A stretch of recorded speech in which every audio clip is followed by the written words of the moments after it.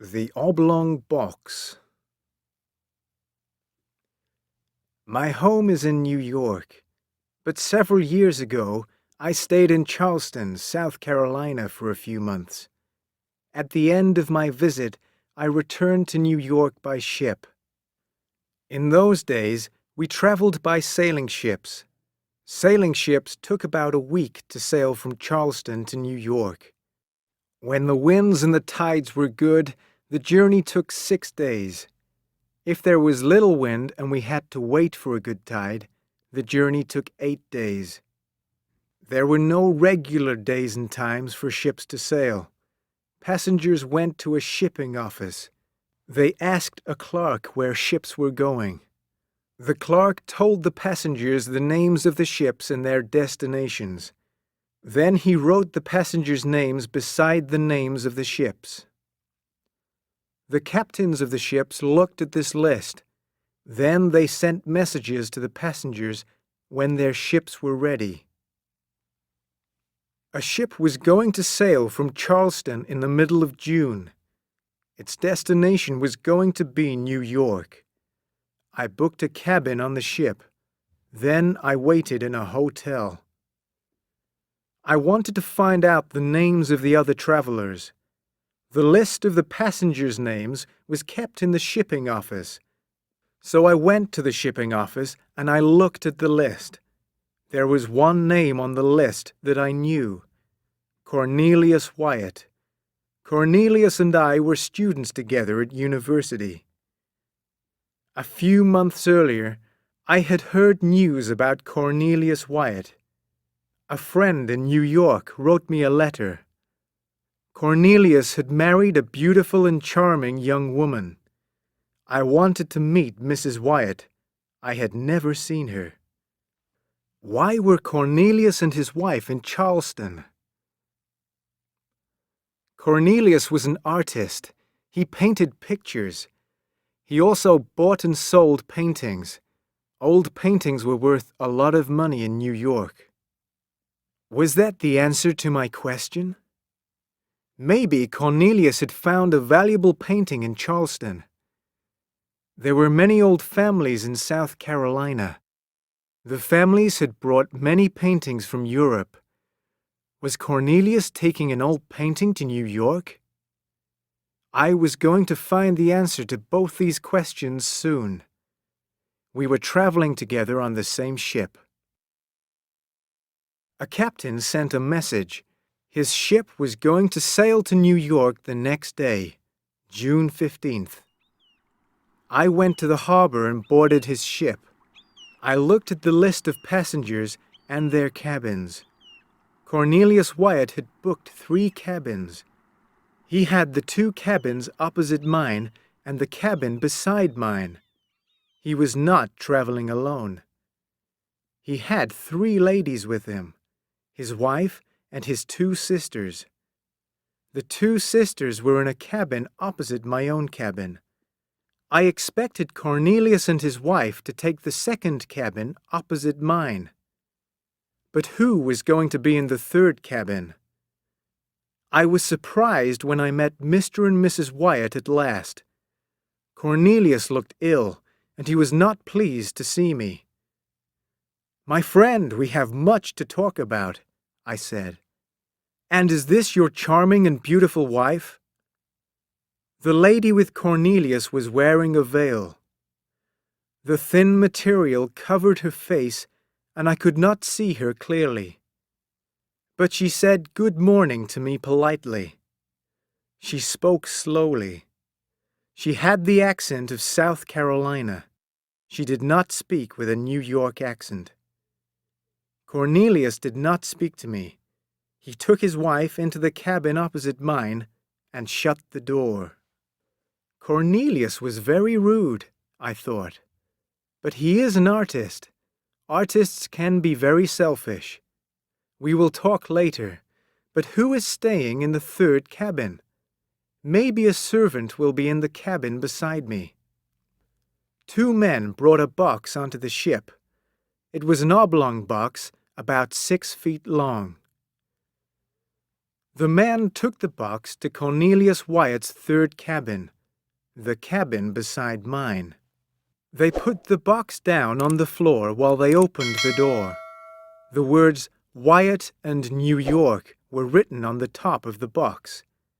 I watched the two men carry the oblong box into the cabin. Then I heard the men talking. The walls of the cabin were thin, and I could hear their conversation. "It smells bad, doesn't it?" said one man. "Yes," said the other man. "What's in it, do you think?" The two men left the cabin and closed the door. I wanted to look at the strange box more carefully, but I could not do that. First, I must speak to Cornelius. There were paintings in the box. That is what I believed, but I wanted to see them. What had Cornelius found in Charleston? Maybe the paintings were secret and valuable. I saw Cornelius later in the evening. All the passengers were in the dining room eating dinner. I tried to speak to Cornelius, but he did not want to talk. He was rude to me. Also, he was not hungry.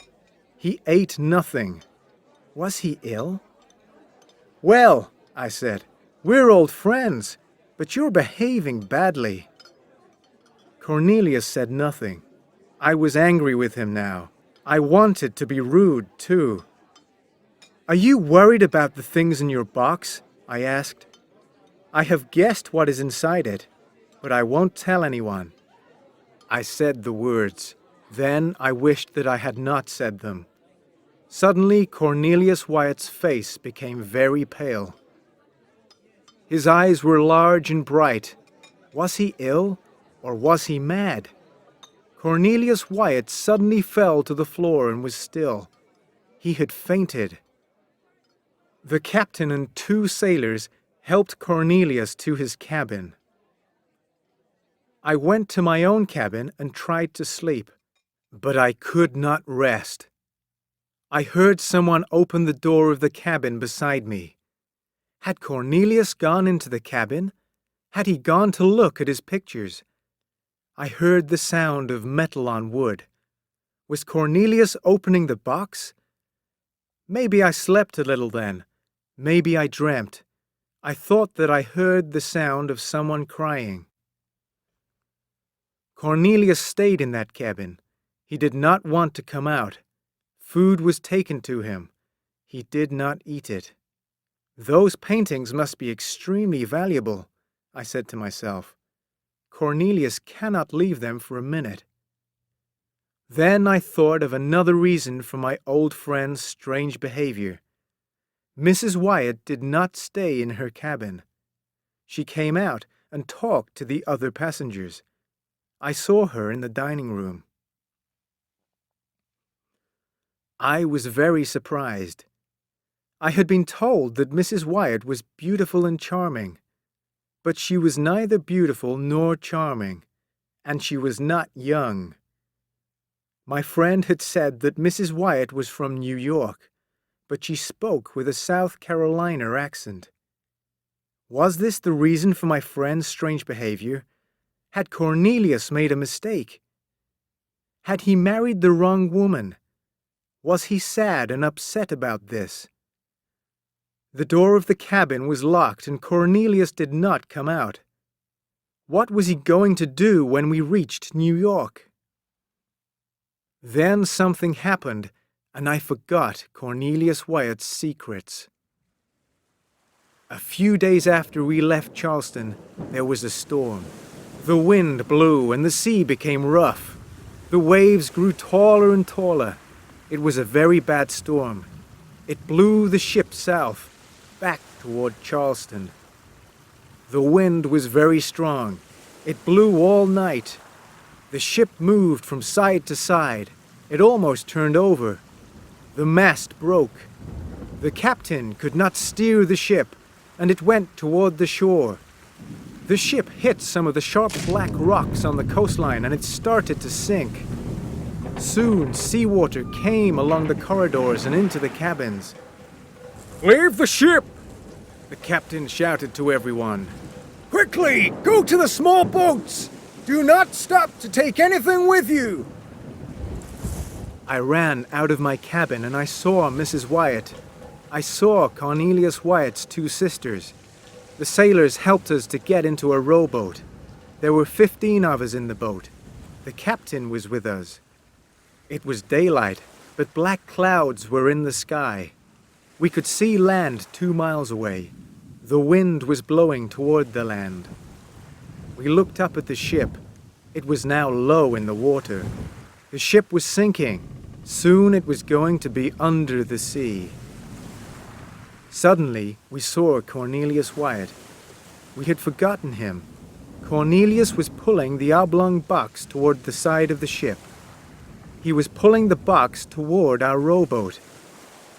His eyes were wild. He was terribly frightened. "Mr. Wyatt!" shouted the captain. "Get into this boat now! The ship is sinking!" "I cannot leave my box," Cornelius replied. "I must get into the boat with my box." "No!" shouted the captain. "We can only take you! You cannot bring your box! Quick, get into the boat! The ship is sinking!" "I cannot leave my box," Cornelius shouted again. "Is your box more important than your life?" I shouted. Cornelius looked at me. I saw madness in his eyes.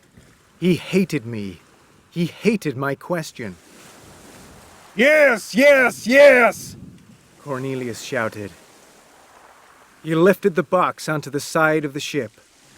As he pushed it over the side, he held onto it. The box and Cornelius fell into the sea. Both the man and the box went straight down into the water. Cornelius and the oblong box did not come up again.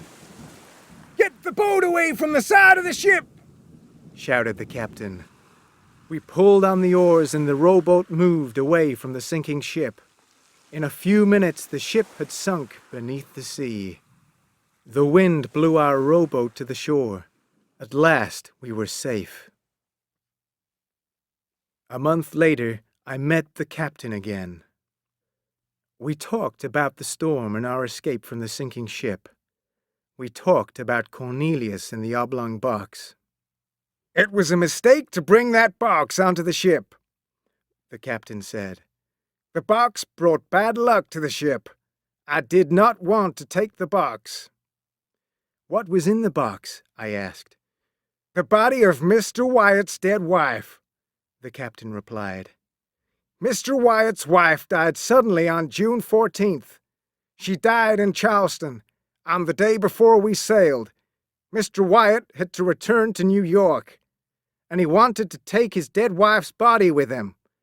None of the other captains wanted to carry a dead body in their ships. Some people believed that it is bad luck to keep a dead person on a ship.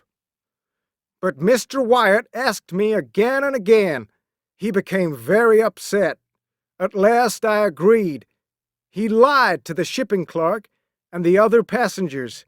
He said that there were valuable paintings in the box." "So who was the Mrs. Wyatt that I met?" I asked him. "She was his servant," said the captain. "Wyatt loved his beautiful wife very much. Only I knew the truth."